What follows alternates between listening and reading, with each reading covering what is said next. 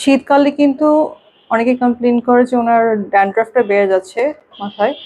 তো সবকিছুকে মানুষ ড্যান্ড্রাফ মনে করে একটা কমন ট্রিটমেন্ট নিতে থাকে। মনে রাখা ভালো যে যেটাকে আপনি খুশকি ভাবছেন বা যেটা চুলকাচ্ছে সেটা কিন্তু আসলে খুশকি নাও হতে পারে। কিছু ক্ষেত্রে দেখা যাচ্ছে যে কোনো ফাঙ্গাল ইনফেকশন হয় যে স্কাল্পে, ওখান থেকেও এরকম খুশকির মতো হয়। আবার দেখা যাচ্ছে অনেক ক্ষেত্রে সোরিয়াসিস হয়, সেভারিক সোরিয়াসিস যেটা সেটা আছে।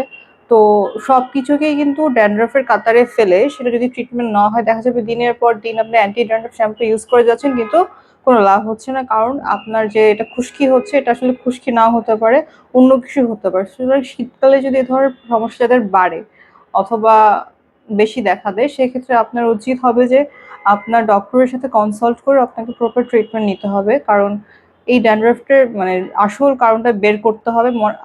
আবার বলছি, কোনোটা সোরিয়াসিস, কোনোটা হচ্ছে ফাঙ্গাল ইনফেকশন। সুতরাং প্রপার ট্রিটমেন্ট নিয়ে আগাতে হবে। গদ বাঁধা এক ধরনের ট্রিটমেন্ট নিয়ে আগালে ওটা থেকে রেহাই পাওয়া যাবে না।